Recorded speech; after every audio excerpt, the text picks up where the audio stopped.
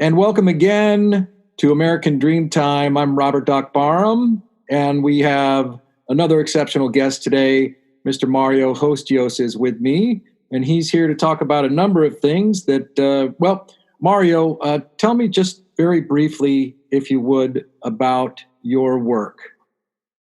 Yeah, happy to, and thanks for having me on the show, Doc. My passion, the thing I just can't seem to shake, is working as a speaker, as a coach, as a trainer. I'm a student of things. I like tackling problems that other people can't seem to solve, and I'm a teacher of those things once I learn how to do them. So physical culture type stuff, from exercise, how physiology is impacted by psychology, that relationship, how to get the most out of what we are. And I'm not afraid to look outside of the bounds of conventionality in order to find it.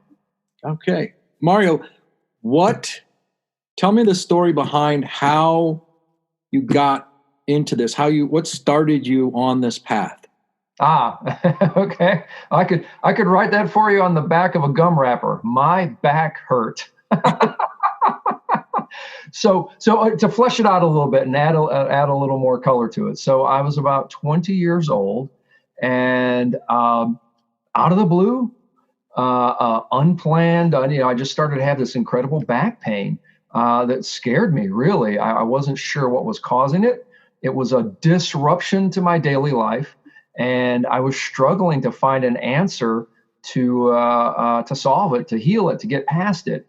And it forced me to look beyond everything I thought I knew about how that worked. And it got me into all of the elements around physical culture, into acupuncture, and other things I could not have even imagined. A lot like what we're all experiencing in the spring of 2020. You mean in the sense of we're dealing with something that we didn't really foresee? Yeah. Pain and disruption to our daily lives, right? Unforeseen pain. And I think in so many ways right now, we're all sort of, we've been gut punched or sucker punched, or maybe even kind of kicked in the you-know-whats. And we're having to adjust on the fly to what's happening, this disruption of our daily lives, the uncertainty around it, and then calling into question what we thought we knew. What are the different kinds of pain that you have been observing? Like as you check in with the news or go about your day, what are those different kinds of pains specifically? Probably the biggest pain that I would say I see is the trust. It's like the death of trust, or trust on life support. Because we have, in the main, really trusted our authorities, and be they governmental or scientific and medical, to handle things for us. And right now, it kind of looks like they're struggling to do that. And so that trust that we've had between them is being strained in many, many ways. And so I see in a lot of cases, people just kind of depressed, down, and feeling a little bit lost about where to put their trust. So you feel like that the trust has been lost, the trust has been broken, and you feel that's, in what ways has the trust been broken? Do you mean like, so it's psychologically as one of them, which affects people emotionally, but can you be even more specific in the different places where you feel that trust has been broken, and with whom exactly? Sure. So play it out. How does it affect your personal life, right? There's the old adage, when your neighbor loses his job, it's a recession, but when you lose yours, it's a depression, right? Because then it's personal, it's real, it's visceral to you. And what I see with people now is that in the main, we want answers. We want certainty. We want clarity. And from the news, we don't really get that. Now, yes, there are narratives that are and agendas that are being expressed in various outlets of the news. But the one thing they have in common right now is they don't really have a reassuring message or any certainty of action. And so I think people are really feeling the anxiety around, I don't know if they're on top of this. And that's a problem, because I know I'm not on top of this. So what do I do? That's just one example. What are some of the things that, well, you know what? Let me ask you this. You've been fairly successful as a trainer, and you have spent a lot of time and a lot of energy, a lot of focus on getting healthy and staying healthy. And I would say you are far and away, you are above average health. That's part of your ethic too, I believe, that you want to be as healthy as possible. For those who for those who you walk your talk, for those who want to follow along that path, right? How did you get from that immense pain from the accident to where you are today? I mean, what are some of those specific steps that you took? There were several. One of them was opening my mind to how acupuncture could work and could function, and then following that thread into all of the exercises and practices that are congruent with it. Things like yoga, Tai Chi. What actually is happening from a level of chemistry or physics when a person is doing that stuff successfully, to satisfy my own curiosity about it. Biochemically, things that we can do to support our vitamin and hormone levels. I just put these things to the test. If there were just a couple things that I would offer to the listener right now, actionable information that they could take and make use of today, couple things come to mind. One is what I call the power bath. And you just need 3 items for it. One is Epsom salts, another is baking soda, and the third thing is hydrogen peroxide. And you just throw those 3 ingredients in a half tub of warm water and soak in the tub for 40 minutes. Let's say that again. Epsom salt, hydrogen peroxide, yes, and baking soda. And baking soda. You mean like go to the grocery store, find yourself in the pharmacy, find yourself a bag of Epsom salt, and some hydrogen peroxide. Usually it's the brown plastic bottle of hydrogen peroxide. Is it going to be the normal grade of hydrogen peroxide? What's the grade of it? Great question. Yes, 3% peroxide is the common grade that you'll find in the store, and that works just fine. And then the third element is baking soda. Now, is there any evidence that this bath, what does the bath do? So to go by each ingredient, the Epsom salts have magnesium and sulfur in them, 2 minerals that most people tend to be deficient in. Magnesium does many, many things in the body. And when you have enough of it, you have a noticeable improvement in mood, energy, and sleep quality. It's also very supportive of immunity. The sulfur, if the listener is familiar with the buzz about collagen right now and how collagen is helpful for maintaining youthful skin, youthful joints, etc., the sulfur is a precursor to that, if you will. So you're getting both of those things through the skin when you soak in the bath. From the baking soda is alkaline, so it alkalizes the metabolism. Most people tend to run slightly acidic. And then the peroxide is a water molecule with 1 extra oxygen attached to it. And so soaking in or adding some of that peroxide to your bath helps to raise your oxygen level in your body. So by doing this, you're improving levels of 2 minerals most people are deficient in. You're alkalizing your metabolism, and you're increasing the oxygen level in your blood. And yes, there are studies that can be shown that this is demonstrably effective. So you take your clothes off, you draw a hot bath, you put the ingredients into the bath, you put yourself into the bath, and with the ingredients that you just mentioned in the bath, how does the body get the ingredients? Right through the skin. So can you talk a little bit about what actually happens with, you say, through the skin? Is it through the permeability of the skin, through the pores? What's actually going on? Yes, 100%. In the same way that a person can use a medicinal patch, you'll see people sometimes have women maybe have an estrogen patch as a way to deliver medication through the skin. It's the exact same idea. Your skin is an organ, and it can absorb stuff. That's one of the reasons why people, when they're handling hazardous chemicals, are always using gloves or, putting on a face mask, hazmat suit. You don't want to absorb that stuff unnecessarily. These are three things that will largely benefit you to absorb, because most people are deficient in them.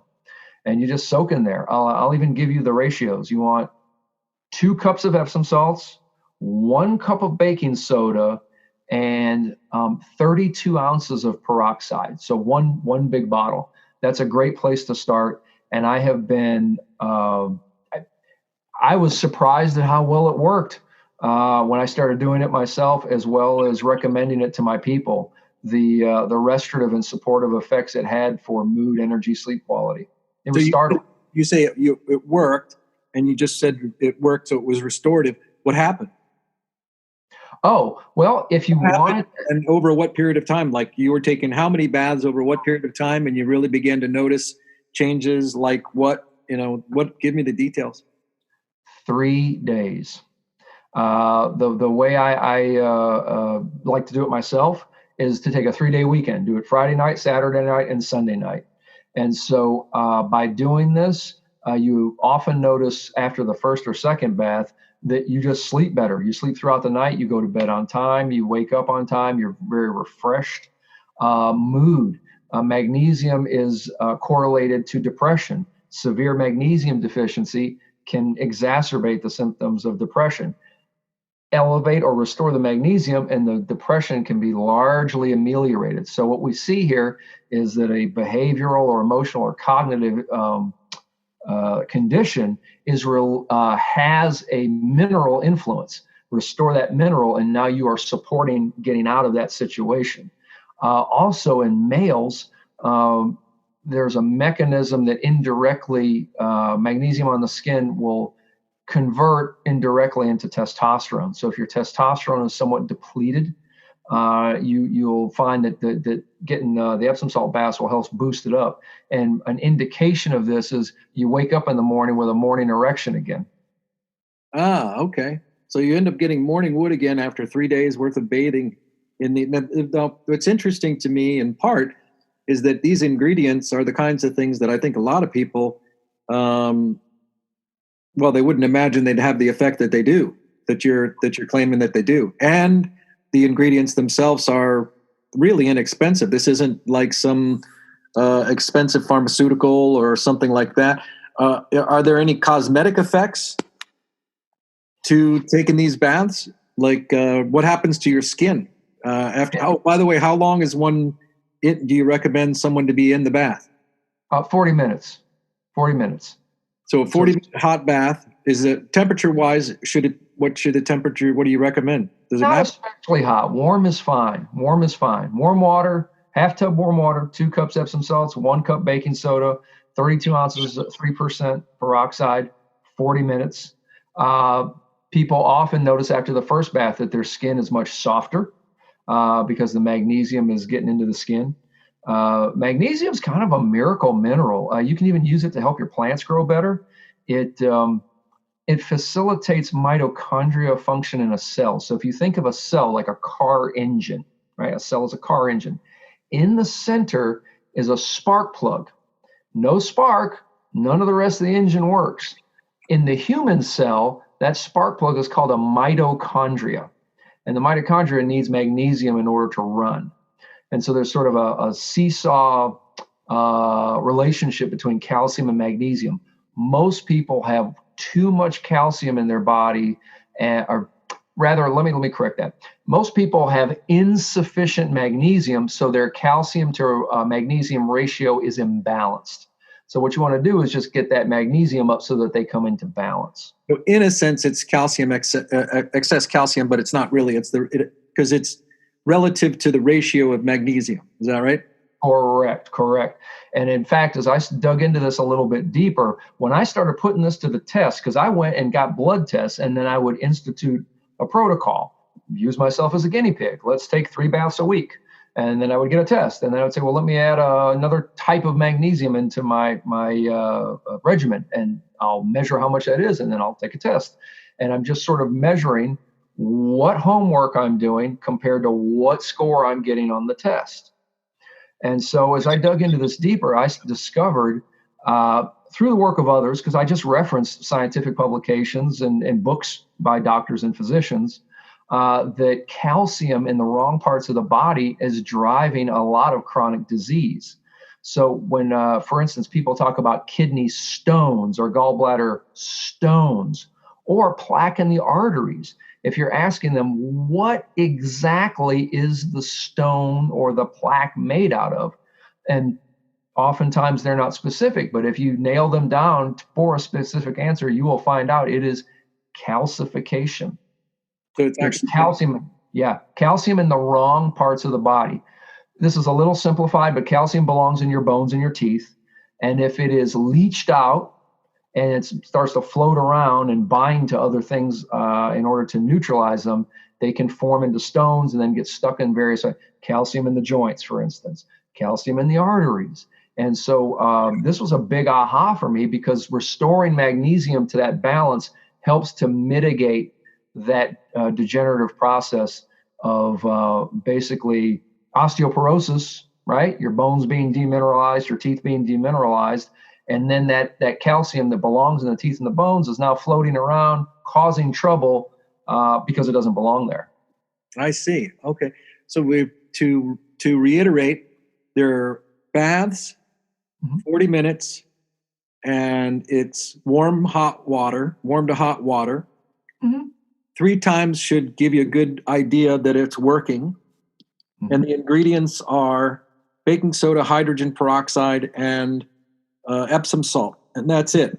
And what is that going to end up running you, say, for one bath on average? Price-wise, wow. Have you figured out what the cost for bath? I have actually looked at that. It's about $2. About $2 a bath. And then how many times do you recommend somebody bathe in say, okay, I've bathed now 3 times in the week. I feel better, but this is obviously, since it's an external source for supplementation. How often are you recommending that someone take these baths? So my typical approach is to kickstart it with 3 baths in 3 days. I would say 8 out of 10 people that follow that usually feel it by the time they finish the 3rd bath. It's noticeable. Thereafter, I would advocate once or twice a week as an ongoing thing, in conjunction with another approach to begin to keep get your magnesium levels higher, to remineralize. So it's not the only thing that I suggest people do, but it is widely available. It's not completely foreign because people are familiar with taking Epsom salt baths. And for 40 minutes, it's actually quite potent and quite quick.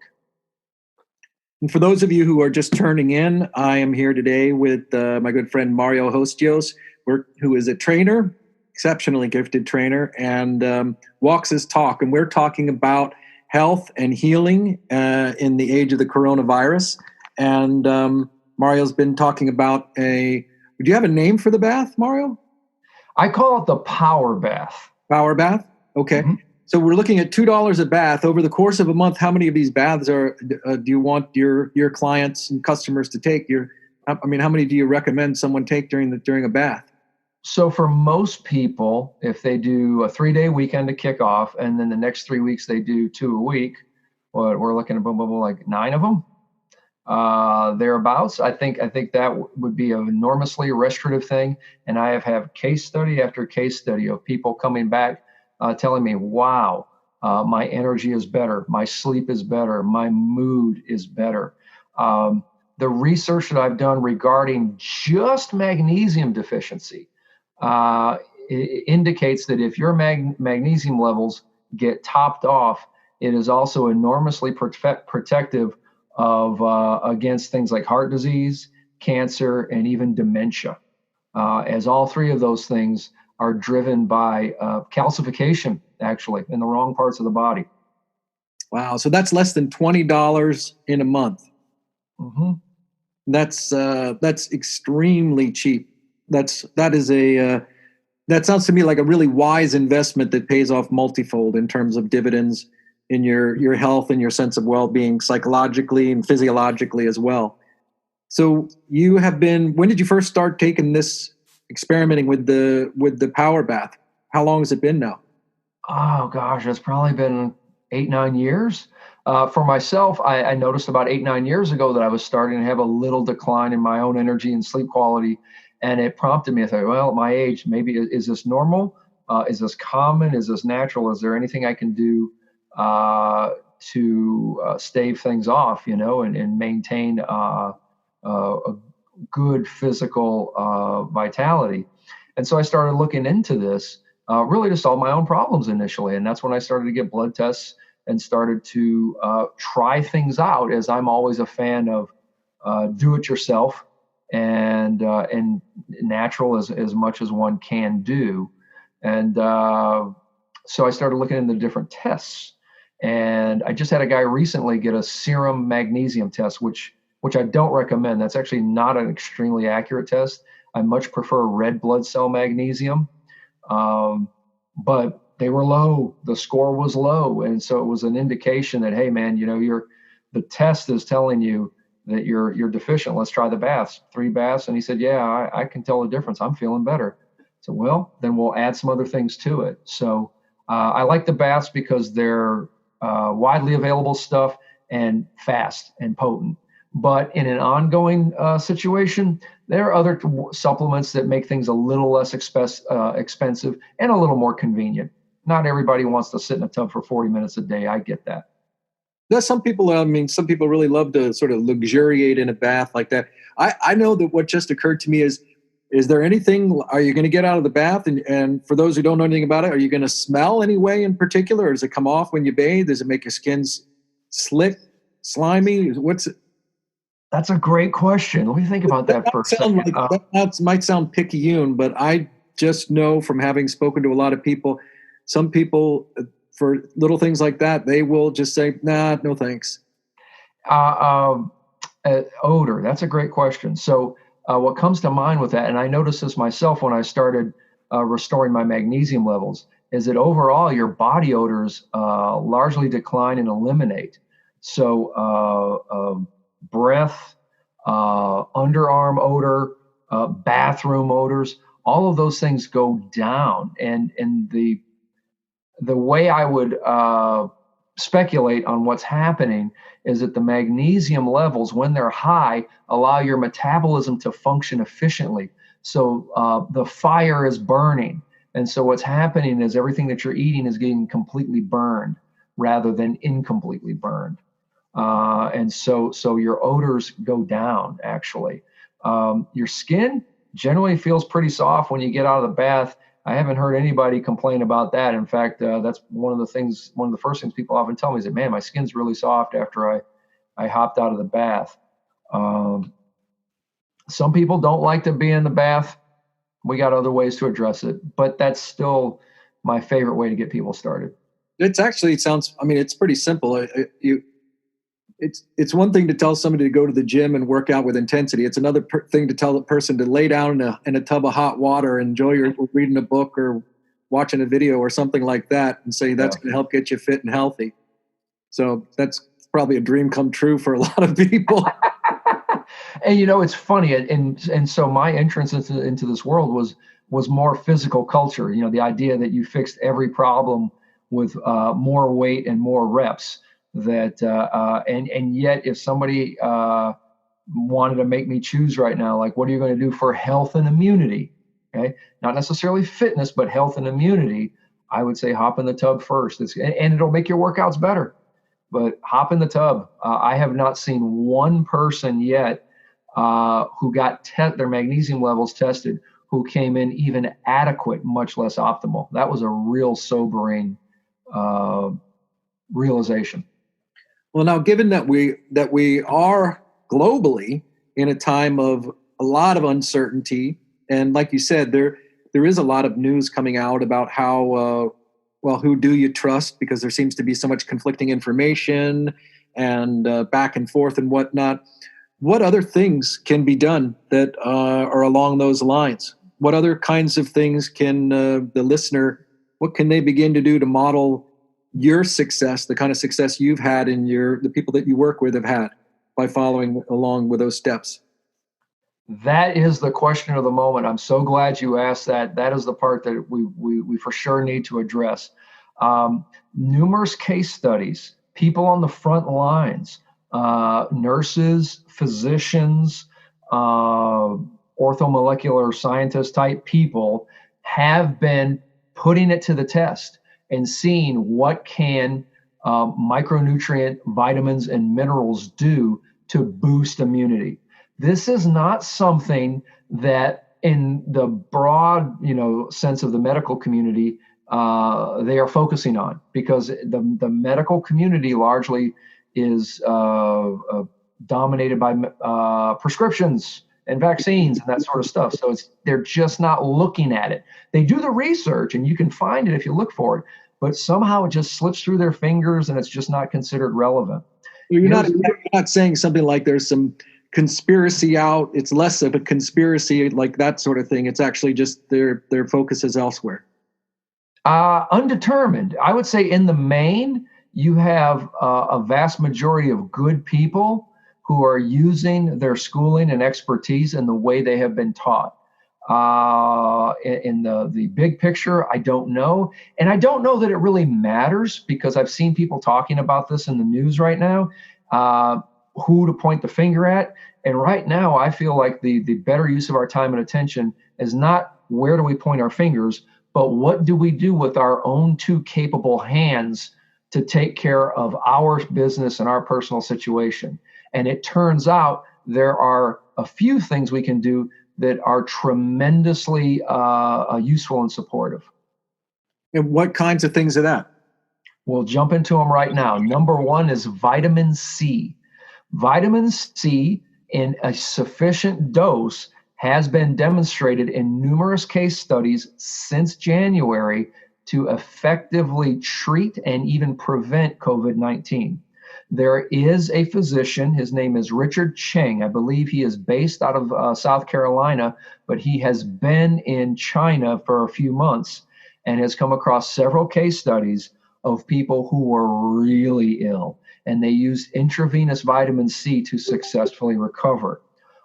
Also, additional case studies of people who were surrounded by infected people, even absent masks, who were taking high doses of oral vitamin C on the order of 20 grams a day and never got sick. Why this is not...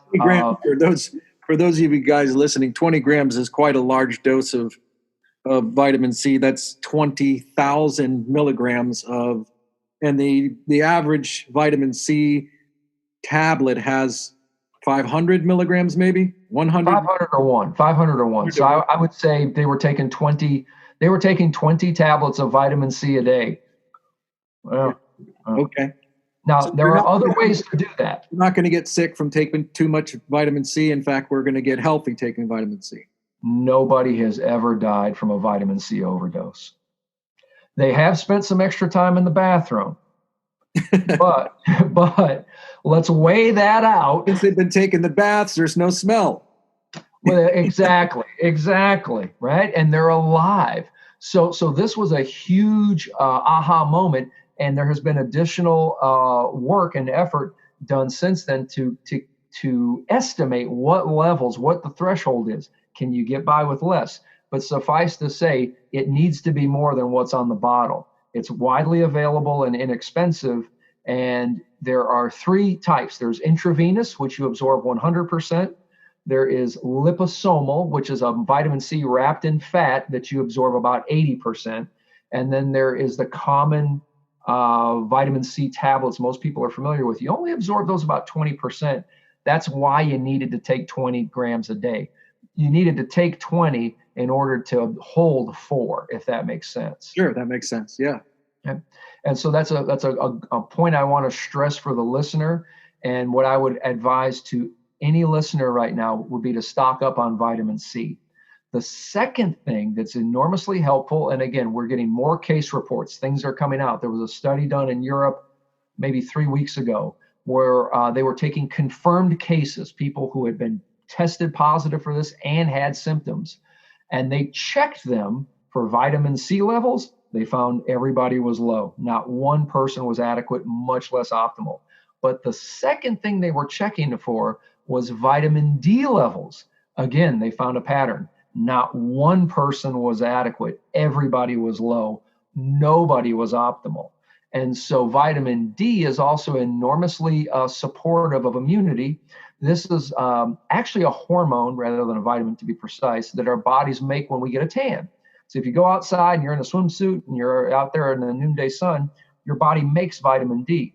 You can also get some vitamin D from foods, because there is some in foods. But in most cases, people are going to need to take a supplement, because they're just not going to get enough from food, and they're not going to be out in the sun enough. Good news, a 6-month supply of vitamin D at supportive levels on the order of 5,000 IUs a day is going to cost you $8-10, last you 6 months. Right. $8 or $10. That's it. And now, are there anything we're looking at taking a bath? You're looking at some supplementation like vitamin C and vitamin D3. What else is there? Are there exercises, or are there things you can do to help out that you might not expect in addition to these two? Good question. So if we're going along the lines of trying to boost immunity, we know that one of the things that's really supportive of that is good sleep. That if a person is getting poor sleep or no sleep, your immunity will decline rapidly.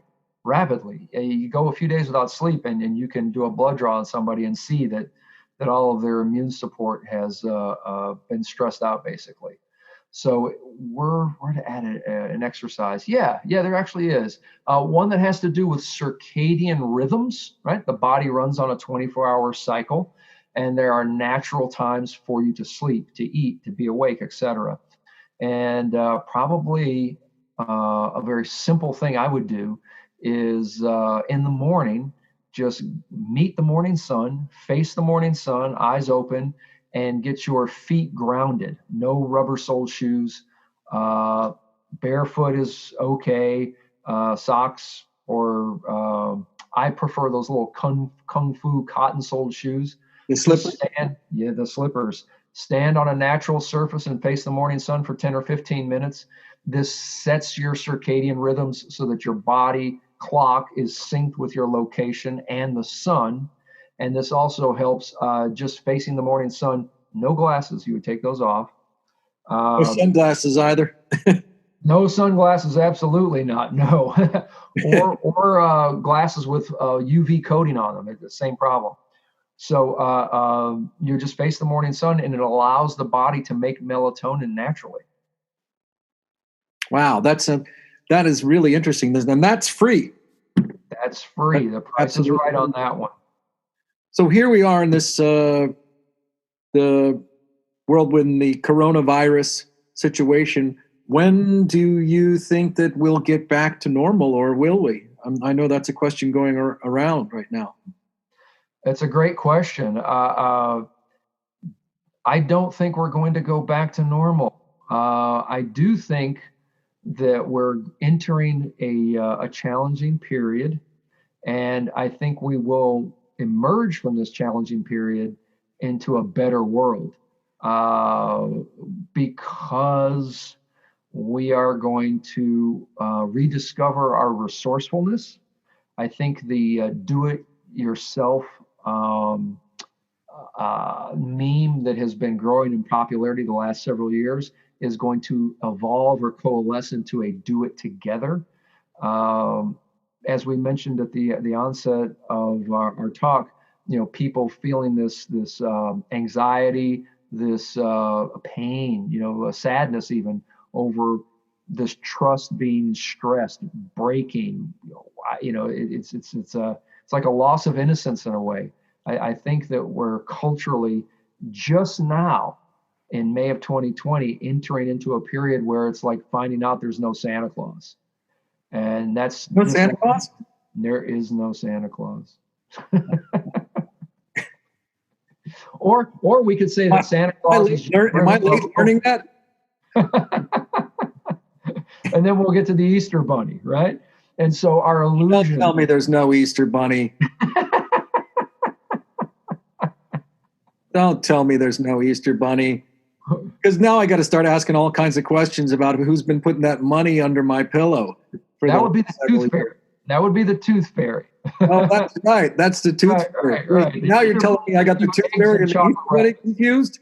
I got to go talk to my family. Someone's been playing a long joke with me.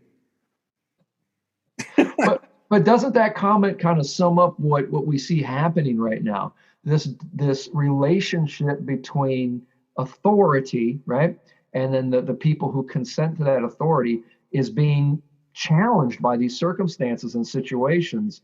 And I think we're kind of in a process where we're going to lose a little bit of our innocence, but we're going to gain something even more valuable. And so what I'm advocating and offering to people, especially if you are feeling a disruption in your life right now and feeling the pain of it, is to just think of like the pain of childbirth. Something new is coming, and new opportunities.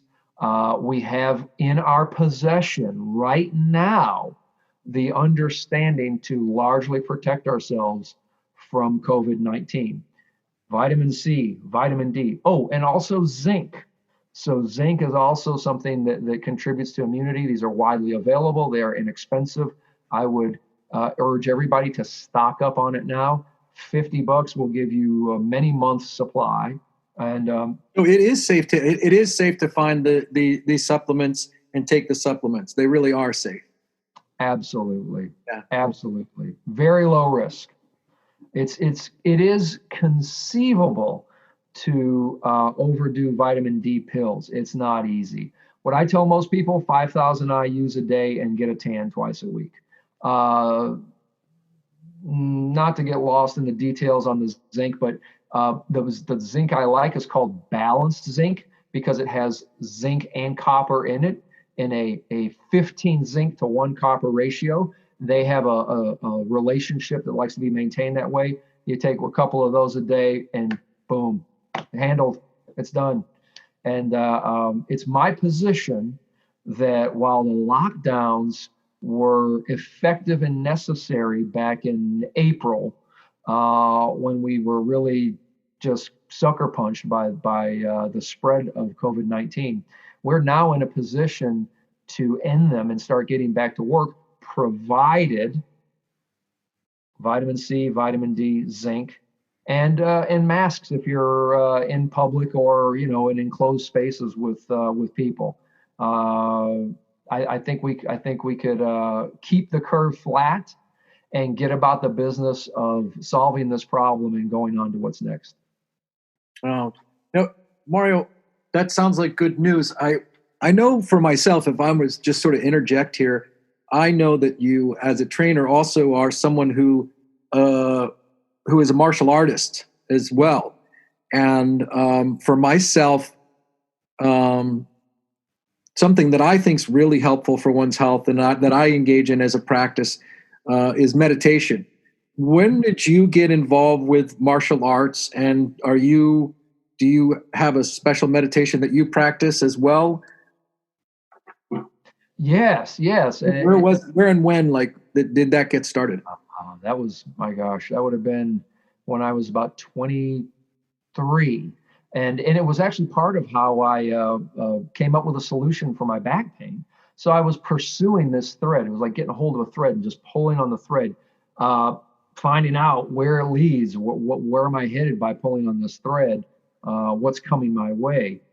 And I eventually started to get into yoga and Tai Chi, just kind of curious as to what it was actually and how does it work beyond the traditional and cultural explanations. What is the chemistry behind it? What is the physics behind it? And so that eventually led me to getting into a martial art that sort of fused the self-defense techniques with the meditative practices. I was very lucky in that regard. I found that in a teacher. His name is Carl Godwin. And out of that, I really conspicuous experience of acupuncture the Chinese, what the Chinese called chi, or the Indians called prana.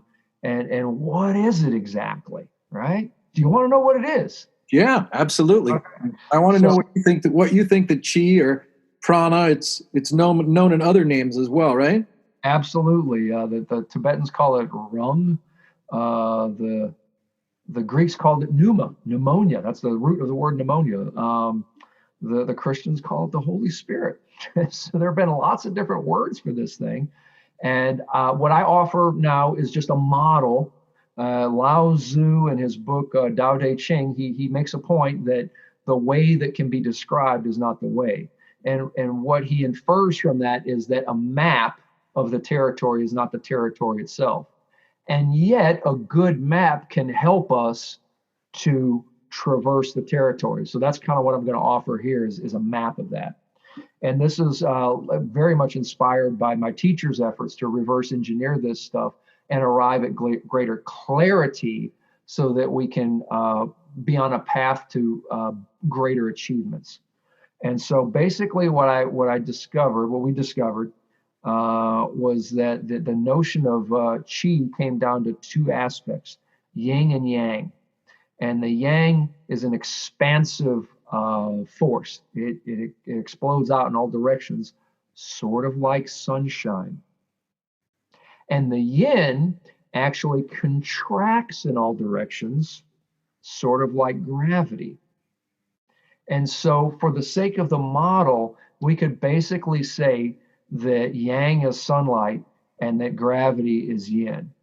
And in the Indian tradition, they have a similar setup. They talk about prana being sunlight, but also apana being the gravitational force. They describe both in the same way.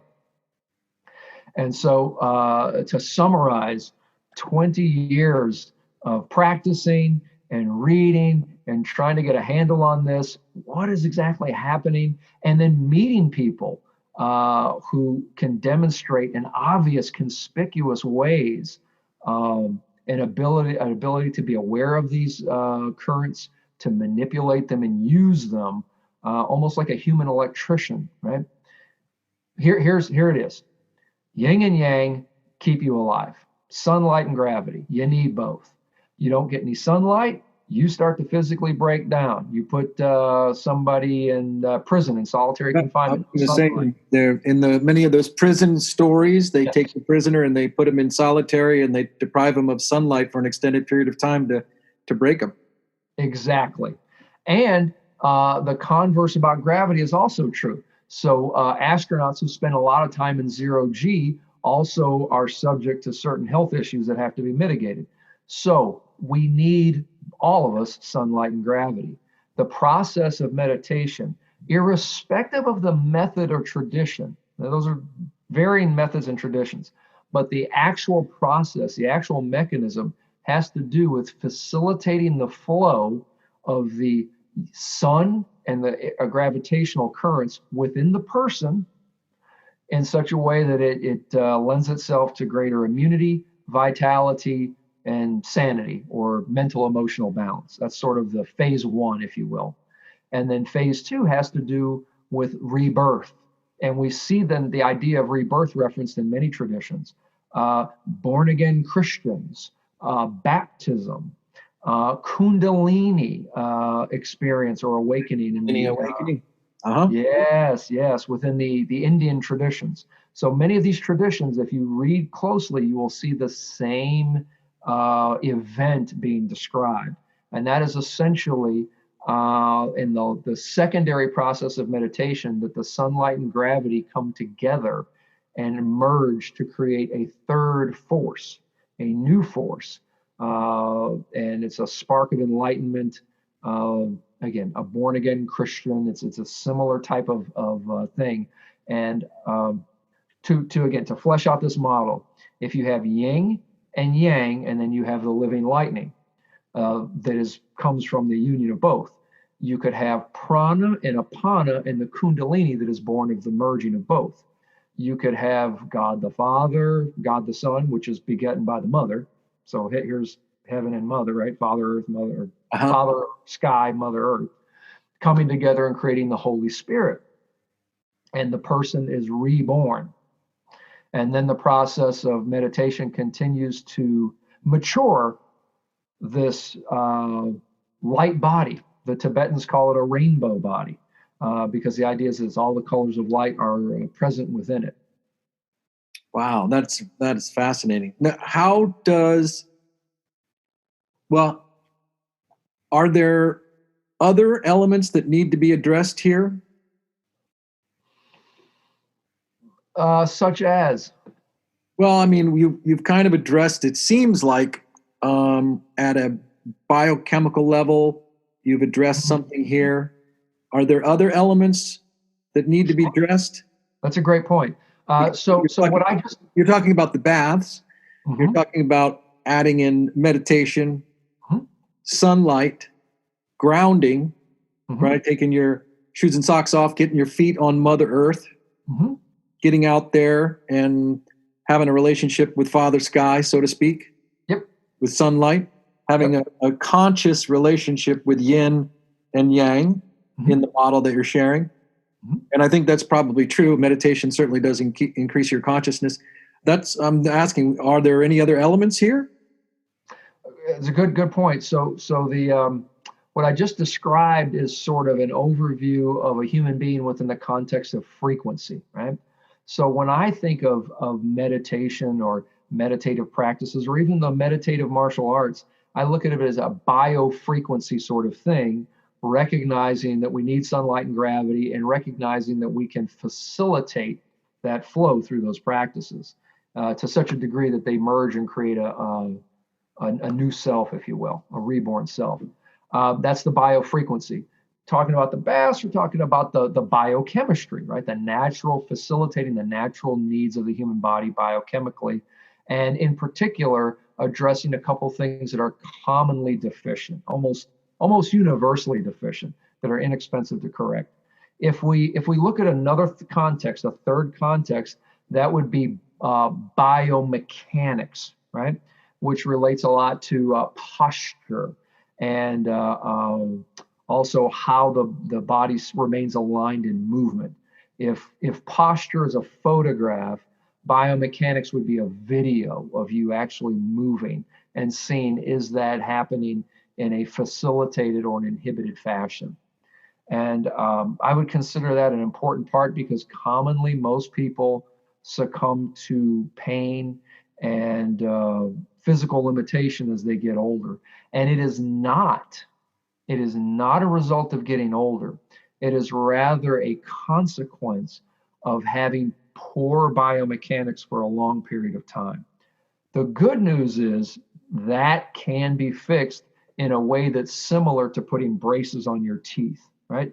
So if crooked teeth can be straightened out over time, crooked joints and painful muscles can be aligned over a period of time.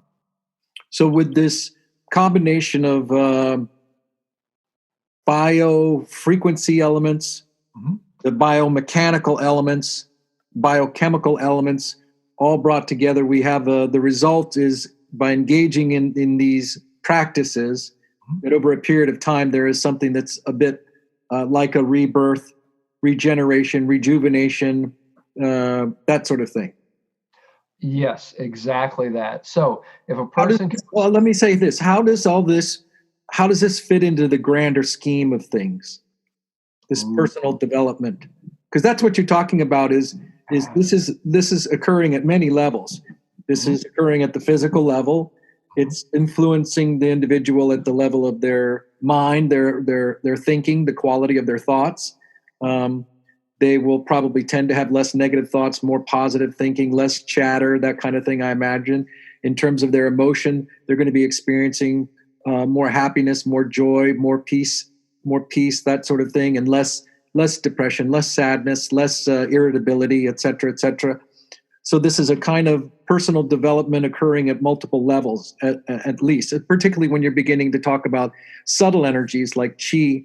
And someone will become sensitive enough, it sounds like, that they can begin to sense and feel the chi in and around them. And that's why I want to know how does it fit into the bigger picture? That's a profound question. So to think about that, if we invest in ourselves and are able to uh, realize our unrecognized potential, right? And we are increasing our value, perhaps subtly, but exponentially. So it may not be as obvious as a Thanksgiving Day parade float, coming down the street. And yet we have more to offer because our resources are greater. Our connection to resource is stronger. Uh, I'm of the opinion that human beings are actually networked through the sun and the earth, and that as we cultivate our relationship to both aspects of that, we actually are connecting to others in more subtle and significant ways. And yeah, I agree. I know for me, this path has made me more physically resilient, more mentally resilient, and more stable. So, you experience all of the gamut of emotions that any of us do, but from a point of stability as opposed to a point of instability. And that stability gives you a place to stand on and move from and make good decisions from. I'm also of the opinion that certain aspects or talents of mental creativity and cognition and all that sort of stuff, the artist in all of us, right, is nurtured and brought forth by going on this path. So there may just be a laundry list of potential talents and creative things in a person that are waiting to be accessed, but those faculties need to be fed first before they can really arise to the surface. Well, now for those of you guys who are listening, this is the Robert Barham Show. I'm speaking to my friend Mario Hostios, who is a very talented trainer and more, martial artist, and we're talking about many things: fitness, health, well-being. And Mario, what is, in your opinion, what do you think is the greatest reward that a person can receive in life?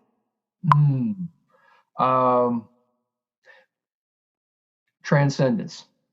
What is transcendence to you? So again, I'll return to that model about biofrequency and the model on meditation. So three stages. There is what's the right way to put this? The gestation stage. So as an initiate, a person is meditating and they are becoming aware of the yin and yang, the sunlight and gravity energies. And as they do, those things are flowing through them. And as they flow more effortlessly, they flow faster. That's sort of like the gestation stage. The moment of rebirth is when those energies are flowing so freely that they end up merging together. They come together. That would be being reborn, right? Again, Christians might call it the Holy Spirit. The Indians might call it a Kundalini awakening. However, to be reborn is hardly to be grown up. It's just to be reborn, right? Continued practice grows this merging, and it grows in much the way that the human body, the physical body grows, this energy body, this Holy Spirit, if you will, grows and grows and grows, and it eventually matures through stages, like being a kid, like being a teenager, and eventually being an adult. We could loosely describe the state of reaching adulthood as being enlightened. Okay? But beyond being an adult or a young adult, there is a further stage of maturation, a further stage of growth that I would characterize as transcendence. That would be the full maturation of the light body and the completed merging of the soul with the light body. So I hope I'm not getting too far out on a limb for the listener here, but if you think about if you think about the body, the physical body and the soul being attached at birth, in the process of meditation, the soul also attaches to the light body as the light body matures, and then that merging until it's complete. Now, that would be transcendence. what along with Transcendence, what do you think is the best contribution that someone can make, that a person can make? I really like Victor Schauberger's motto, comprehend and copy nature. I have found that to be very useful. And I think as we practice this path, we learn increasingly how to comprehend and copy nature, how things work. And this goes into so many aspects of one's life, knowing what to say and when, knowing when to refrain from speaking, when you're interacting with people in a way that is you're constructive, right, rather than destructive. You can even extrapolate this into a social order. This idea of comprehending and copying nature. You can take the notion of the yin yang and the trigrams and even extrapolate it into how you could have a better economic system, a better socio-political order. How do we cultivate human beings that can reach their greatest heights? The ones that reach their greatest heights are the ones who will be able to have the wisdom and access to their talents to give and receive the most. Mario, with Transcendence and the kind of contribution that you're talking about, along with that and the physical body, people who come to you, who follow through that, like you said, people who will leave a legacy, hopefully. Mm-hmm. And what is it that someone can do if they want to find more about you? They want to reach out and find out what you're doing, what you're writing about. They want to contact you. How can someone get a hold of you? My website, it's my name, MarioHostios.com. I have a way for people to subscribe to my public blog updates, where I just put in relevant, useful information, all under this umbrella, health, wealth, and legacy. I also have a private list, a private newsletter that I put out that has the things I can't really talk about publicly. But for people who are interested in going a little bit deeper and further into it. And, if somebody wants to go to my contact page and hit me up on Zoom, I'm happy to offer 15 minutes of my time just to connect with them, to find out if they have a unique situation and maybe they need a little pointer on how to approach it. Mario, thanks for being here today. I really enjoyed the conversation. I know that I want to know more. I'm sure that the listeners who've been listening to the show want to know more as well. And that's my good friend, Mario Hostios. Thanks for being here. Hey, the honor is mine. Thank you so much for your time. To the listener, try those baths. Get your vitamin C, D, and zinc. Let's make sure everybody stays healthy, and let's get to what's on the other side of this challenge. I'm Robert Barham, and this has been another episode. And welcome again to another show, another episode of the Robert Barham Show. I am Robert Barham, and today we definitely have another wonderful guest, a longtime friend of mine who actually is living on the same coast as me again. Mr. Brian Mallow, science comedian, is here. Hey, Brian, how you doing? Hey, now do I call you Doc or Robert? I know you as Doc. That's right. You do know me as Doc. And you're robertdocbarham.com. That's right. You can actually, you're free to choose either one. I don't have any, as we're in the kind of near the South, so I don't have. I'll go with Mr. Barham. We spend an hour calling each other Mr. Mallow and Mr. Barham. Yes. We never get any closer. It sounds like a phone call. We're socially distancing even with people we were once closer to. In name as well. It sounds like a Quentin Tarantino movie. Mr. Yes, sir. Yes, sir. It's really good to talk to you again, Brian. You and I first met. I want to just sort of back up real quick and give a little bit of a bio on you so that the listeners know who you are and what you're all about.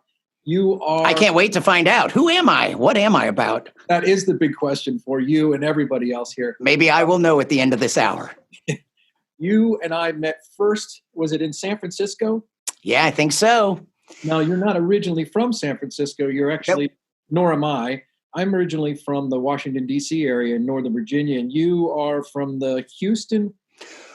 Where are you? Well, I was born in Chicago, but I was about 5 when we moved to Texas. Wasn't my choice. I didn't have much influence on that decision, but born in Chicago, raised in Texas. And I grew up in Houston mostly. And then I went to college in Austin at the University of Texas. And it was in Austin that I started my comedy career. Austin, okay. And so I love Austin. And in some ways, I mean, Houston's my hometown. I third grade through high school, I grew up in Houston. But those college years, and then after college, I stayed in Austin. So I lived in Austin about 12 years, started my comedy career. Ultimately, I would move to Los Angeles briefly and then up to San Francisco. Oh, I didn't know that. I didn't know you went to LA for a while. Just 3 years in LA. I wasn't ready. You know what? I wish when I moved to LA, I should have moved to San Francisco. I wasn't ready for LA. I don't even know if I'm ready for LA now, but I should have moved to San Francisco to develop more at that time. It wasn't ready. For me, at the time, I wasn't headlining everywhere. I was a middle act most often. And because of that, I lived in LA, but I had to be on the road all the time. And it doesn't make that much sense to be in Los Angeles to try to make something happen if you always have to be out on the road to make money. I wasn't ready to be in Los Angeles. Yeah, it certainly makes it difficult if you're on the road all the time and you live in LA. But now I moved to San Francisco because I've been doing stand-up comedy out of the East Coast, and I wanted to get to the West Coast. And I'd consider moving to New York City, but I went up there, I shot a television show for Comedy Central, and I decided that if I had a preference, that I'd prefer to go to the West Coast, preferably somewhere like Los Angeles. But some of my comedy friends, guys who actually lived in San Francisco too, but didn't start out there, like Blaine Capatch and Patton Oswalt and some of the other guys, I think Jeff Hatz too, those guys were like, hey man, you should come out to San Francisco. It's really a wonderful town for stand-up comedy. And that ultimately is what kind of brought me out there, that and the desire to, for me, in my mind, San Francisco was a bit like the on-deck circle before you showed up in Los Angeles. Yeah, that's why I wish I had moved there first. What year did you move to San Francisco? I know it was in the 90s, but I don't remember the exact. I moved to San Francisco in 95, and I don't remember, but we met sometime probably in the mid to late 90s there in San Francisco. We may have both shown up about the same time. Yeah, definitely. So you moved up. What was it that brought you? All the decisions you. Well, first of all, why did you decide to go to San Francisco for stand-up? Yeah, let me tell you this. First of all, when I was living in Austin, my comedian friend and roommate Tom Hester and I decided to move to Los Angeles. We moved to Los Angeles in 1992. We both had little Hondas. We packed up all our stuff, and with all our possessions loaded in our little cars, we drove to Los Angeles, and we arrived right after the verdict in the Rodney King trial came out, and there were riots and stuff. Los Angeles was going crazy, and we were arriving with all our possessions in our car. And it was a very weird time, and there was sort of it was a weird time to come to Los Angeles. But like I said, I spent about 3 years there. So that would have been 1992? 92. Okay. And it was interesting and fun. And one of my old good comedy friends was Mitch Hedberg. And I think we had become friends. We met on the road around then or just before it. And then we were both living in Los Angeles. And then this was a time when he was one of my best friends, and we used to hang out together a lot in LA. So LA, there was a lot of great stuff about it. And a lot of people I knew there who had moved there from other cities. But I didn't get much going on. But I went up to San Francisco one year, and I did the San Francisco International Comedy Competition. And I didn't do well in the competition, but I got a great dose of the Bay Area. I met a lot of interesting people. I don't know if that's how I met Blaine, but there were just people that I went up to San Francisco in addition to the competition where you get to perform maybe 7 or 8 shows through the course of a week in different venues. And then in subsequent visits, I'd come back to San Francisco a couple times, and a local booker would got me some work, and I would come to the clubs and people were very nice to me. So when I was thinking, all of a sudden I was like, in San Francisco, there were several full-time comedy clubs that you could work and make money while you're in town. It's a weird thing in some cities, when you're a comic, there's only so much work in your hometown, so you have to be on the road to make money. And especially in Los Angeles, there's not much of that. There's little showcase sets where you get a few bucks, like in New York and LA. But San Francisco had clubs where you could work a full week and get paid for a week of work and be in town. So like you would if you were on the road. You go on the road. Unfortunately, the timing was such that when I moved there, that stuff started to fade in those subsequent years. But I really liked I moved to San Francisco. I ended up moving in with two other comedians, Kevin Katsuoka and Jim Short. Uh-huh. We all became roommates, along with Kevin's girlfriend, Beth, at the time. Both very fun. And so we, that started a long time. I ended up spending 17 years in San Francisco from 1995 until I moved to Raleigh in 2012. Oh, okay. So now I moved out there probably right around the same time that you did. And I was in Haight-Ashbury, and I remember when you and I met. And then you and I worked together on the road at least one time. So you went from LA to San Francisco, and now you are firmly ensconced in Raleigh. Yeah, you know what? We all got, me and Jim Short and Kevin Katsuoka, we all got an apartment together in the outer Sunset at 41st Avenue, right next to Golden Gate Park and very close to the ocean, the Pacific Ocean, that is. But before we settled on a place, we were all crashing at Kevin's place in Berkeley. And I once got a call from Patton Oswalt.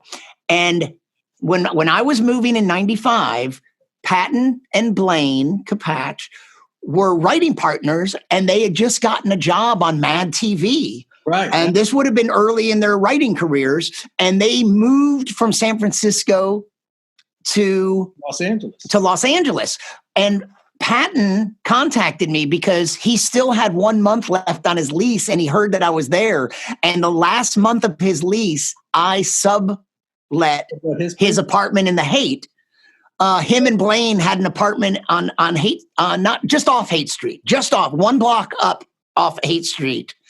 And so for 1 month, and Jim came and crashed there with me too. We sublet Patton Oswalt's apartment. I sublet the apartment, and I let Jim crash with me. And then it took us a while for 3 starving artists and a girlfriend of one. It was hard for us to find a sufficient 3-bedroom apartment. So it took us a while. So I rented Patton's apartment. Then we all lived together, and Nice. So now you keep in touch with some of those guys still to this day? I mean, obviously. Yeah, a little bit. Mitch is no longer alive, obviously. But I remember working with Mitch. He's such a funny guy. But certainly Patton and Blaine and Kevin and Jim, they're all alive. Do you keep in touch with any of those guys? I like all of them. And Blaine and Patton, I really like them. I don't keep in touch with them much. Although Blaine, even more than Patton, I see on Twitter all the time. He is such a funny writer. And he's a brilliant comedian. He's done a great job writing for TV shows, but it's a completely other thing. He's really good at Twitter. He's really good at writing succinct little tweets that they're jokes, and they're short, and they're just perfect for Twitter. He's very funny on Twitter. Yeah, and I think Patton probably is too, but it just seems like, that weird thing. I follow them both, but Patton always shows up in my stream. I mean, Blaine always shows up in my stream. And I find he's just hilarious. Jim Short and Kevin Katsuoka, I'm still friendly with. We all live in different places. And Jim right now is back in Australia, where he's originally from and where his family is. And Kevin is in Los Angeles, and we keep in touch. Yeah, I like all those guys. Now you are in Raleigh, North Carolina, which is actually a wonderful town for stand-up comedy in a lot of ways. They have the down there is a Charlie Goodnight's Yeah, it's just called Good Nights now, but it was for many years, it was Charlie Good Nights, and all the comedians that know it still call it Charlie Good Nights, but it's just called Good Nights now. And but that was back in the days when there were comedy clubs and people used to congregate in groups. In person, not like Zoom calls. I'm talking people it was a dark time when people would gather together just to listen to someone tell jokes on a stage and sit right next to total strangers who aren't even vaccinated. So it was a dark time. So what brought you to Raleigh? I mean, one of the things I want to make sure that we get to today is that as long as I've known you, even back when, I mean, you've been involved in like technical stuff. You really like kind of tech stuff and science and all of that kind of stuff. Like I even remember way back in San Francisco, you did a show for a while called But Seriously. And that was many years ago. And you were using technology back then to do a show that was on the web, and it was really something. 20 years ago. It was in 1999 and 2000. It was before podcasting. It was before there was really much video on the web. In fact, it was exactly when a lot of Flash animation was hitting the web and a lot of Flash shows. Like there were all these well-funded startups that were putting out Flash cartoons that were made in Flash. And it was at 99 and 2000, a lot of that was popping up. And there was a tech company.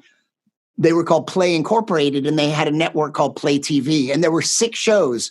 And one was this guy, Alex Bennett, who was a longtime radio broadcaster. Previously in New York, he was a big force in San Francisco radio, and he used to feature comedians on his show all the time. So he had a very popular show in San Francisco. And at this point in 99 and 2000, he was doing a live streaming video talk show. And I came on as the 6th and final show on that network. And I did a 2-hour show like this, live streaming video from an apartment, but it was dedicated and made into a studio. It was pretty neat tech. It's amazing how far we've come, where now you can do live streaming video from a phone. This was still much more affordable than a regular TV station. And I did 300 episodes. I did a year and a half of a 5 days a week talk show. And I interviewed a ton of scientists. It was called But Seriously with Brian Mallow. And I interviewed authors, comedians. You were on the show, weren't you? I was on the show. Yeah, at least once. As a guest on your show. And I had some other comedians like Greg Proops and Brian Regan and Rick Overton and Jim Short and Kevin Kataoka. I never had Blaine or Patton. Tom Rhodes. I had a lot of comedians, and I had a lot of authors and scientists. And so I enjoy interviewing people, and I enjoy interviewing scientists. And I'm glad you brought all this up, my interest in science. We can get into that a little more. But what happened is, because it feeds into that question you just asked about how I ended up in Raleigh, it's because of all these things. At some point, I realized that a lot of my comedy was kind of geeky and science geeky. And some of my favorite jokes weren't ideal for a nightclub audience, unless there was like a critical mass of geeks or scientists or something in the audience. And then I could pull out some of my favorite geekiest jokes and they would work really well. And so here's the way I say it humorously sometimes is I realized that I had to find the complementary audience to my act. The adenine to my thymine, the guanine to my cytosine, if you will. That's a science joke. DNA. So what happened is at some point along the way, I came up with the phrase science comedian. And when I looked for sciencecomedian.com, it was available, which 2 words, science comedian spelled correctly in the .com 10 or 12 years ago. To find that in the .com, I was like, the fact that it was available, either that was a really good sign or a really bad sign, like it's useless real estate. 2 words like that, which are common usage words, that's some pretty good real estate in the domain. Yeah. So what happened is I was like, oh, Science Comedian. I got sciencecomedian.com, and then I'm Science Comedian. Let me go ahead and make that plug. I'm on Instagram and Twitter and YouTube and Science Comedian and on Facebook. That became my handle, and it really defined what I was doing. And the funny thing is, it wasn't a calculated thing. It's like, I shall be the Science Comedian. What it was, a friend of mine, John O'Connell, another comedian, 10, like some years later, he was like, we all knew you were the Science Comedian all the way back in Austin, even 10 years earlier. And it just took so long for it to crystallize that way. I was always kind of geeky, but suddenly when I would go, oh, Science Comedian, oh, it's not what I want to be. It's what I'm already doing. If I just cut away some of the other stuff, and it's not even like all my jokes are about science. Sometimes it's very absurd. It's just taking the language and metaphors and stuff from science, and sure. Some stuff might be educational. Other stuff is just silliness. I used to be an astronomer, but I got stuck on the day shift, which sucks. That's simple and short and quotable. But it's like, you're not going to learn anything. It's just geeky. Sure. My girlfriend, people used to say we look like a couple, and I think it's because she was the right height for me. She was a lot shorter than me. In fact, the first time I saw her, I thought she was farther away than she actually was. It's like that. Now that's kind of a sign, but others are like even more peripheral. Like I'm just talking about a subject, but then I bring in an analogy from science or something. So I have a broad definition of what science comedy means. And so I became the Science Comedian. It's like, oh, okay. And I also started getting work more often. Comics there's sort of three general categories of work. We do nightclubs. That's the classic. Nightclubs, and then theaters if you get bigger. And then you do colleges, and everything else is called a corporate gig, which could be for an actual corporation. It could be for a nonprofit, any private party. We just call that a corporate gig. So I used to mostly do comedy clubs, and you do some colleges and corporate gigs. Well, then it started to shift to where I started getting more work at colleges and corporate gigs, like science organizations. I was the perfect comedian for their conference back when humans used to gather together for conferences in person, not a Zoom conference. A little scientific fact. Did you know that they're 6 foot social distancing? Do you know 6 feet, that the word 6 feet is a fathom, and that the Saxon word for fathom is fatum, F-A-E-T-M? Guess what it means? It means embrace. A fathom is only 6 feet. So when you hear about that term, it's only 6 feet? I believe Mark Twain is 12 feet. It's 2 fathoms. I find that hard to fathom. Hey, that's not an example of my humor. Don't turn off the show just now. From a video sense, we are actually less than 6 feet away from one another. Right. And yet. So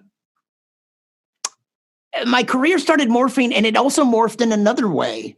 I started being asked if I do. Well, okay, so I have a video background too. You know what? There's a keynote that Steve Jobs gave at Stanford University, and it's about a 20-minute speech, and it's a pretty good little keynote.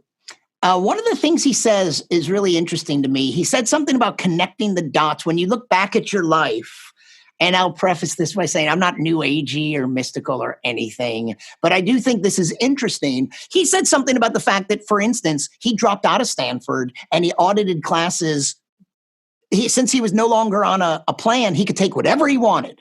And he decided to take a calligraphy class for no practical reason. But later, when they were developing the first Mac, his knowledge of fonts and calligraphy fed into some specific design issues of how they made fonts for the Mac, which would later get copied by Windows. And now that class that he randomly took in calligraphy for no real reason ended up influencing how fonts are on personal computers all around the world. Global effect. Yeah. And that's kind of interesting. And it's like looking how like stepping stones, like I don't believe there's a path, but it is interesting that as a kid, I was interested in comedy, but I was more interested in science. I was interested in both, and where they intersected, like Isaac Asimov. Isaac Asimov, who's best known as a science fiction writer, many people may not realize, he wrote more nonfiction. He wrote more science writing, explaining science in every discipline of science. He wrote more nonfiction than science fiction. And I went from his science fiction to his nonfiction, and I learned about science, and he wrote with personality and he wrote with humor. And I would say that he was a bigger influence on my sensibilities. He was very rational, and he could explain things without losing you. He could take you to a complex place without losing you. Like he never, usually if you read a science book, you get to a part where it's like, you lost me. And it's a fail. What we have here is a failure to communicate. And Asimov was just brilliant at it. And he was funny too. And so I think George Carlin and some others were influences on me. But when I was young, I really liked science and science fiction. I wrote songs with a friend, and that was an interest. Did not pursue science, went to college. Then I went to graduate school, and I learned video skills. I went into TV production at the University of Texas in Austin. Oh, okay. While I was learning video production skills, I tried the Funniest Person in Austin contest. I was ready to try stand-up, and then I left video behind. So what happens is I become a comedian, but at a certain point, I had an opportunity to make science videos for Time magazine. And this was before I was officially the science comedian. So I made science videos at Time. Then I got that science comedian label.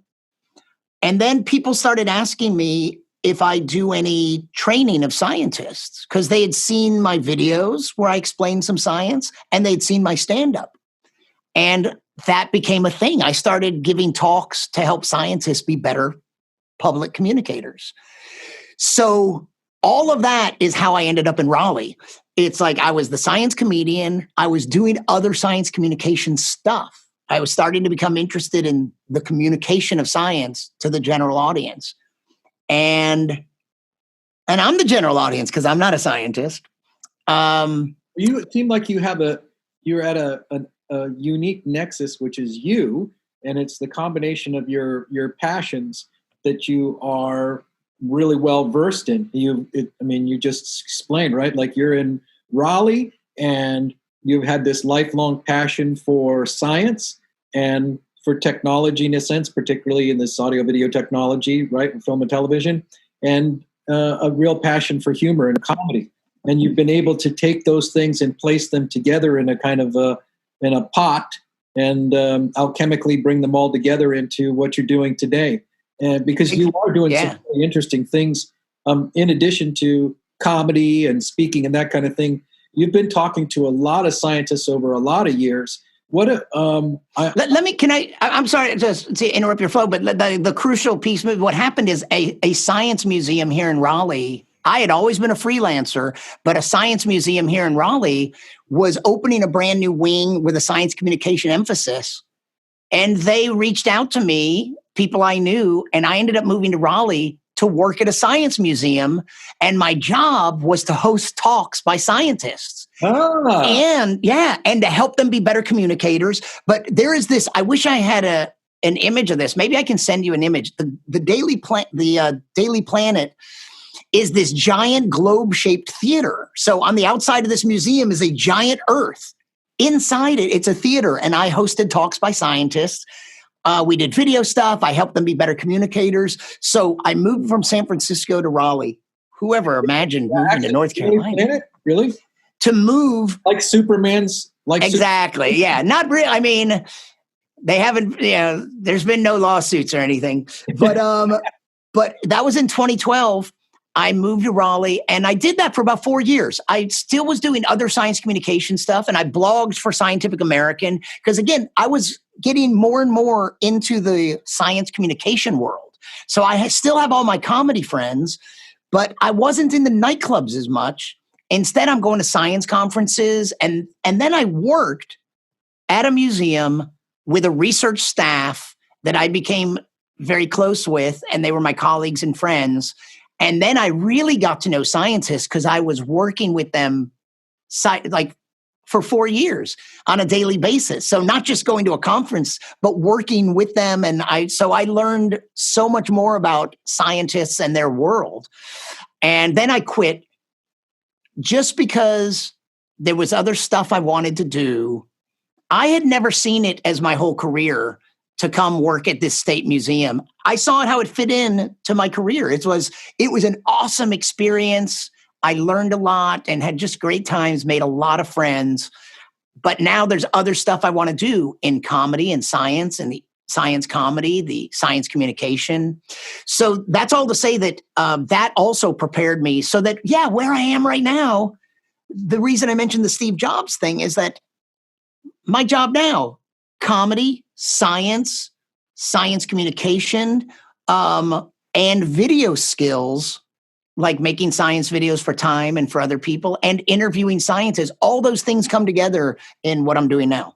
So what is the like you said, you've been interviewing lots of scientists and you're at least I said you're kind of a nexus in a certain, many of these things coming together. What is the Lindau Nobel Laureate meeting?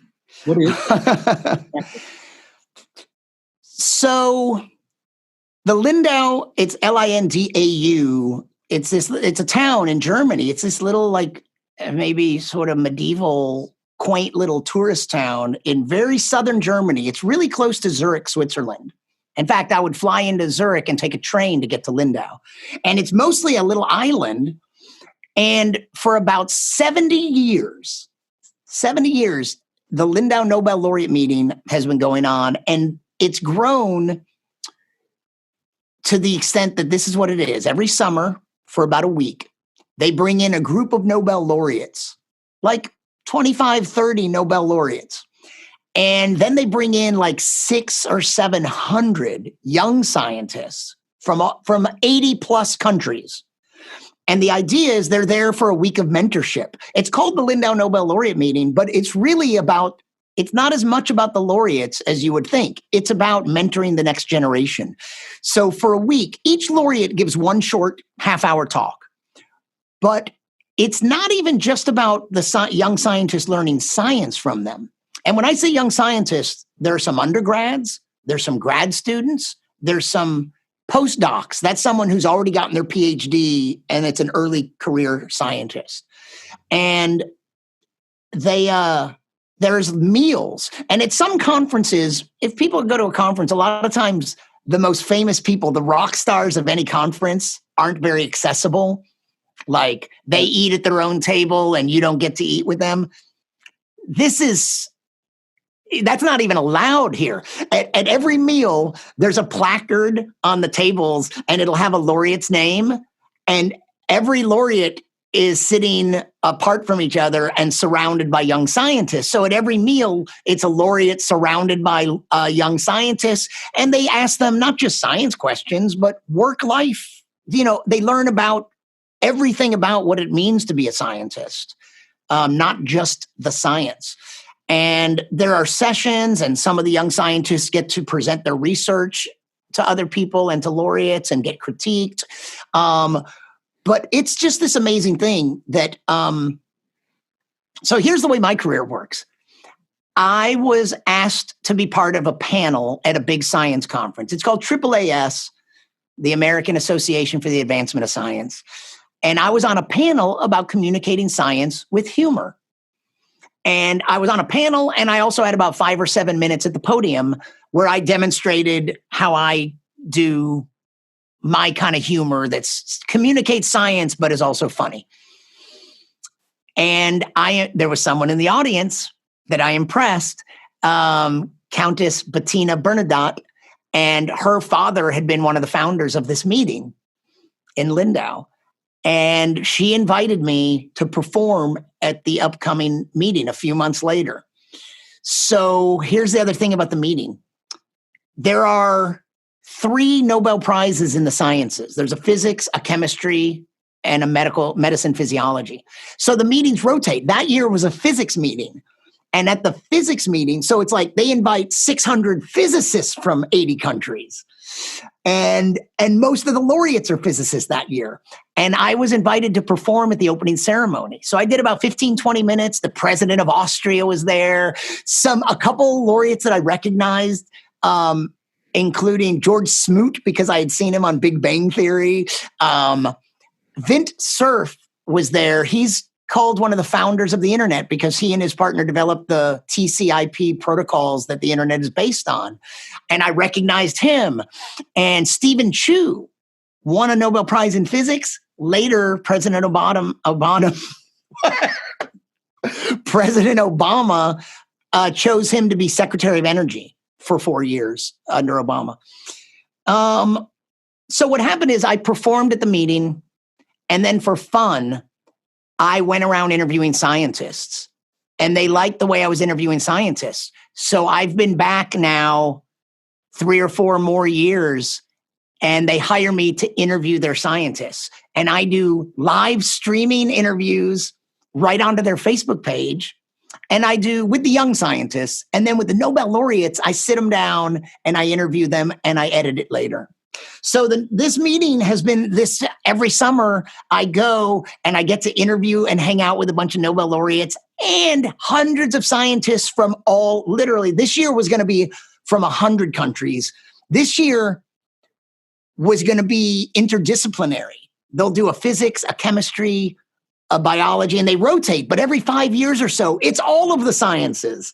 And there were going to be 70 Nobel laureates and 100 countries sending like 600 or 800 young scientists from like 100 different countries. So you meet people from all over the world, and they're all doing interesting. They've gone through a selection process. So they're all kind of extraordinary young scientists.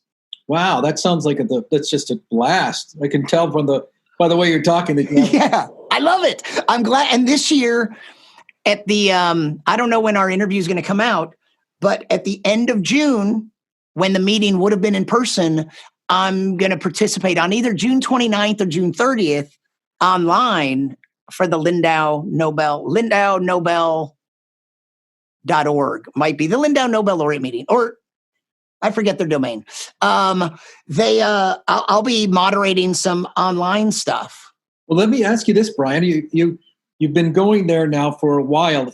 Someone who I see, a science guy that I see out there is Neil deGrasse Tyson. He's someone that you know and have a relation. You see someone that you know from being there at the Lindau Nobel Laureate meeting, or is that no? Because he's not a Nobel laureate. He's never been. It's very limited. It really is. It's not open to the public. Neil. Oh, okay. But Neil actually, I don't know how many years ago now. Back when I was in San Francisco, he saw a video of me on YouTube, and he went out of his way to look me up and find my email address. He found my website and emailed me to tell me I was funny. He was supportive. Hey, I saw some of your stuff, and he quoted some stuff. And then I kept in touch with him, as you would.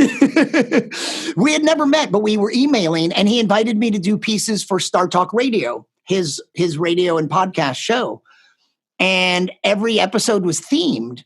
And again, we had never spoken. He would email me a theme. I would write a piece, record it, email him the MP3, and they'd put it in the show. He would do an intro. And so I contributed some little short monologues to Star Talk. And ultimately, eventually, we would meet. In fact, it was here in Raleigh, the first time I met him in person, is that he was coming to speak. And so we met in person for the first time after we had already had a long relationship that was all email. I think that's a neat thing about our world, is that I had been on his radio show numerous times, and it was all done via email. I wrote and recorded my piece at home. I emailed him the file. They put it on the show. We had never spoken. And yet I had been on his show a bunch of times. Oh, that's really interesting. Yeah. And now he comes to Raleigh or the Durham. He comes here almost every year.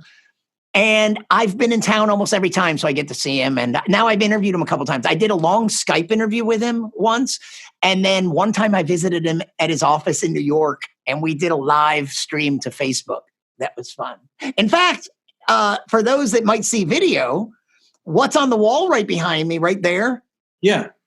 We were doing a live stream from his office and people were watching. And Neil goes, what are these people doing? It's the middle of the afternoon. Shouldn't they be in school? Shouldn't they be at work? Why are they watching? And he goes, you know what? I'm going to write them a hall pass.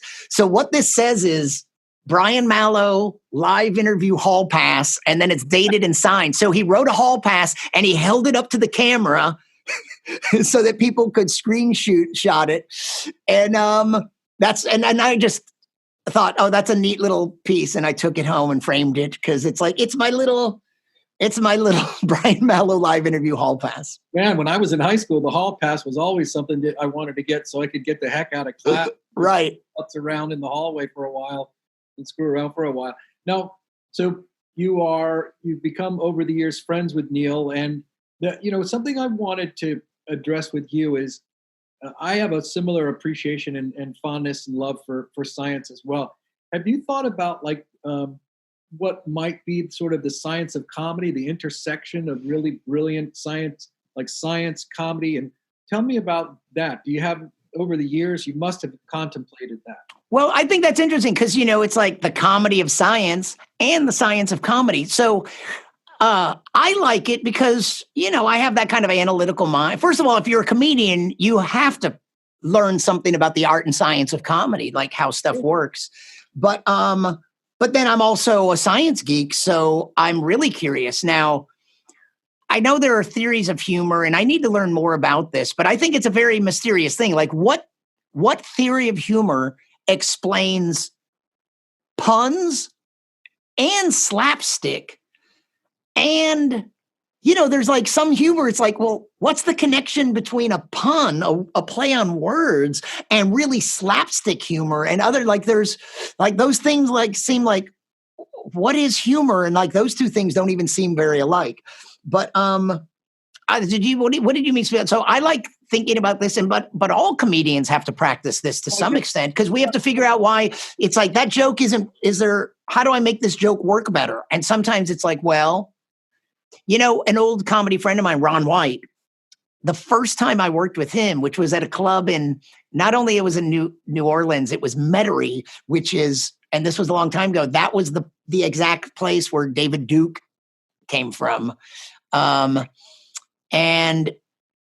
I had this old joke about Zamfir, Master of the Pan Flute, which he used to be a very common TV album you would see advertised.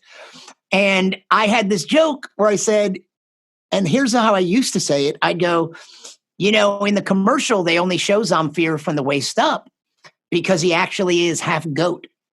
He's a mythological creature. And it worked okay. And Ron told me, so here's the science of comedy. Ron told me that I needed to remove one word from that sentence. I was saying he actually is half goat. And he said that actually, first of all, it's not necessary. He also thought it was telegraphing, like I was saying actually before I was getting to the half goat part, and that I was sort of telegraphing the joke. I was giving it away a little early. And he said, remove that word. And I did, and the joke worked better. So that I would just go, they only show him from the waist up because he is half goat. Like saying actually gives people a little more time to think about where you're going. But instead of you go, they only show him from the waist up because he is half goat. Boom, it hits you. And then that's the punchline. So that another example is an old joke I had about being on stage at a sports bar. And there were a lot of dead animals on the wall, a lot of mounted heads. And I said, there's a lot of pressure on you to be, what would happen is I didn't sit down and work on paper, on the writing. And every time I got to the punchline, I would always say, I would set up this scene where I'm performing and it's a sports bar, but it's like the walls are dominated with dead animals mounted everywhere.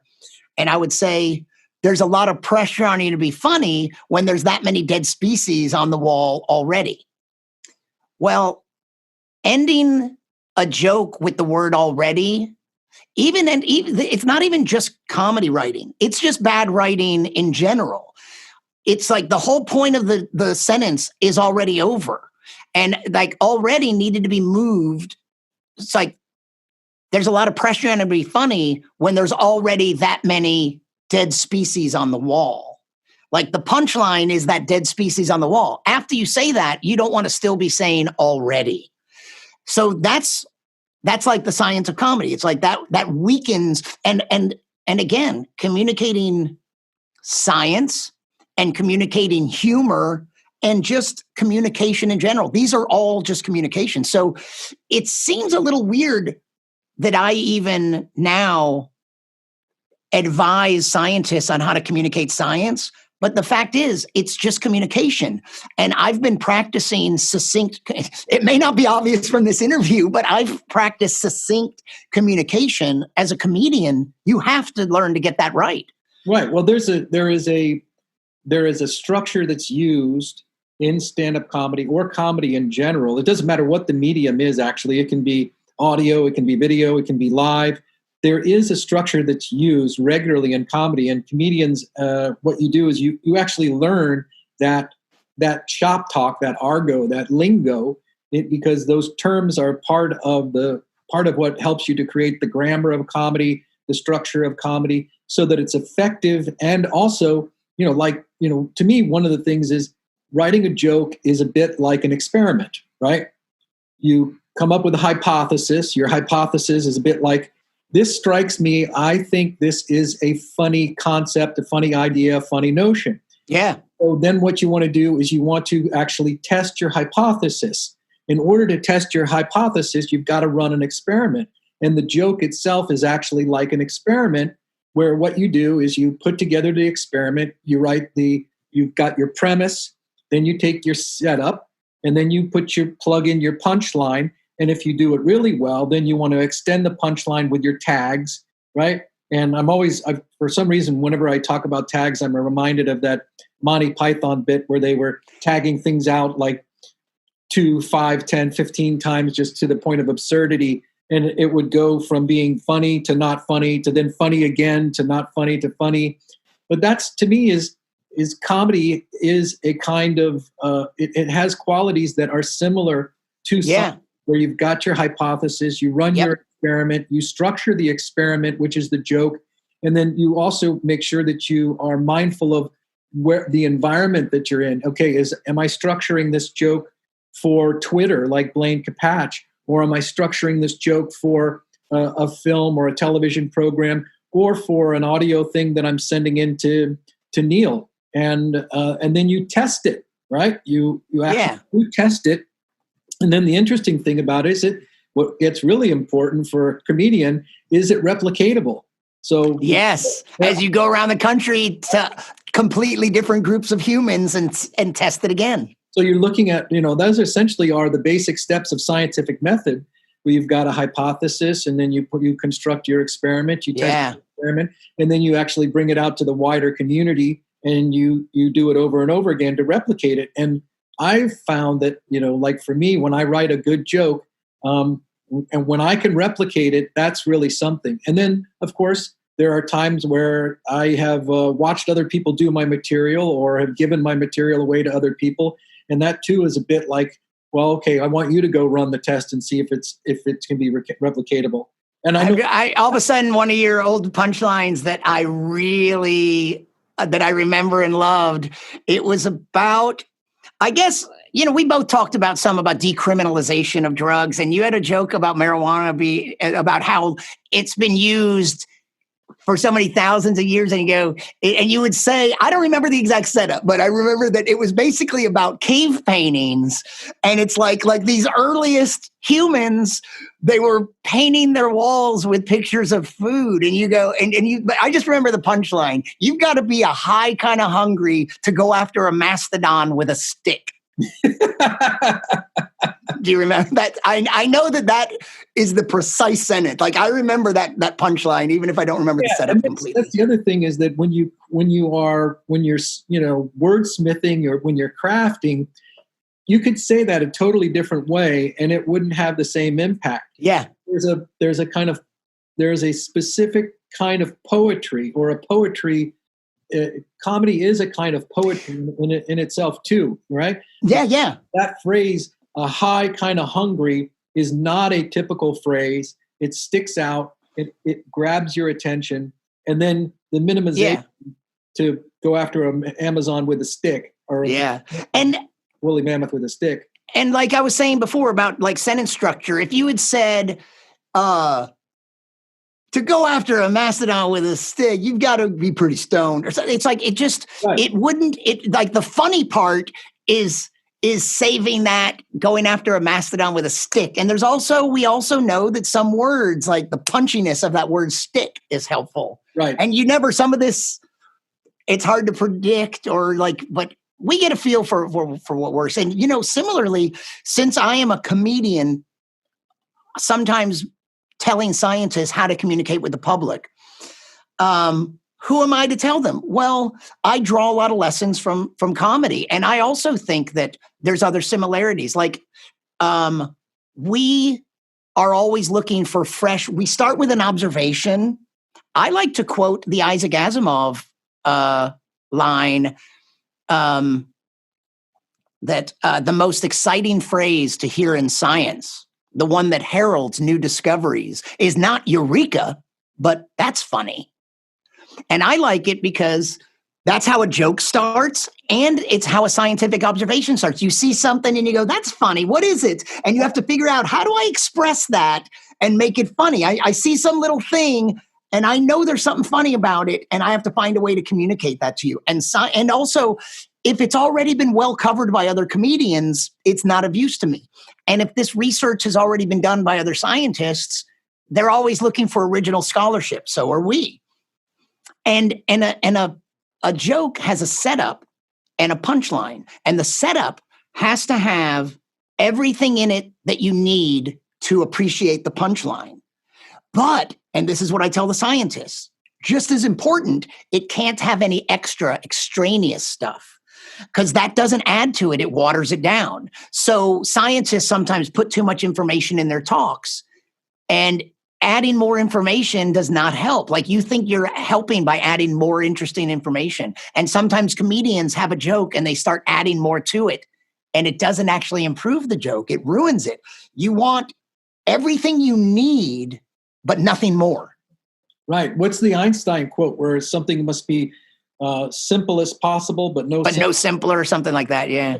That I agree. You in comedy, it goes back to that other quote, which I believe is Shakespeare, which is brevity is the soul of wit. That's the thing for me, is that I love the performing arts and the arts in general. And there's always to me, the arts and sciences are not really that far apart from one another in so many ways. If you go and look at, I have a book that I read many years ago by the philosopher Ken Wilber, and it's called Quantum Questions. And it's such an interesting book because in that particular book, he finds passages from the writings of world-renowned scientists, particularly a lot of these physicists, quantum scientists, and that sort of thing.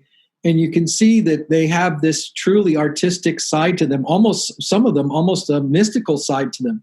And Niels Bohr is one of them. And I mean, the list goes on in the book. But I find that the arts and sciences are not as far apart as we are often led to believe. Another Einstein quote, imagination is more important than knowledge. Sometimes people think, I will not say this again. When I talk about the path I was thinking of becoming a scientist. One way that I humorously say it now is I thought about becoming a scientist, but apparently that's not enough. You have to actually take the classes and I just thought about becoming a scientist. That doesn't do it. But I thought about it, but and one time on stage, I accidentally said, I thought about becoming a scientist, but I instead chose, I wanted to take a more creative feel. It's like, that's terribly misspeaking. Scientists are very creative. There's a lot of creative thinking, like to be a scientist, like Einstein. He imagined some stuff that no one else had. Imagination and creativity are definitely. So what I meant to say is I chose the arts. I didn't take the science path. I chose the arts path. But that is not to say that science is not about creativity and imagination and good writing and communicating, because you have to not only make observations and learn things, and you have to invent. Some of the creativity is like, you have a hypothesis, like you said. How can I come up with an experiment to test it? Okay, I have a hypothesis. How do I test it? It's all about creative thinking. So you're right. There's huge overlaps, and also bad stereotypes about scientists. In my experience now, scientists are way more knowledgeable about other fields outside of science, whether it's the arts, history, philosophy. Scientists tend to be knowledgeable about that other stuff way more than those other people are knowledgeable about science. Like, it's acceptable in our culture to be like, well, I don't know much about science, but it's like not as acceptable to say things like, well, I don't know much about history or good writing or literature, you know? Yeah. Well, Brian, you know what? I want to ask you, this has been such a lot of fun talking to you about science and comedy today, and how they actually are different, yet how they converge as well. You're doing such really interesting work. I know there's probably some folks who would like to know more about you if they want to find you somewhere on the web. Where can you be found? Where could you be tracked down for more of your science comedian missives? Yeah, I'm pretty easy with the phrase science comedian. You can't miss me. You can forget my name, but science comedian. My website has been untouched for years, but sciencecomedian.com. I'm going to do something about that. But I'm on Instagram and YouTube and Twitter and Facebook. And I'm going to be more, you'll be able to find more stuff on Instagram and YouTube. Since we are no longer doing personal appearances, since that was another day, another age, a very dark time when people used to gather in person to listen to people like us. I'm lucky that I have these video skills and these interviewing skills.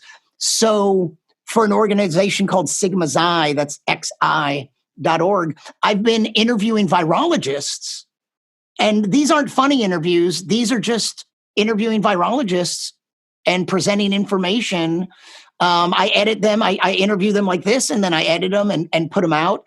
And I'm going to be doing more live streaming, and it'll be on those my YouTube channel, youtube.com/sciencecomedian.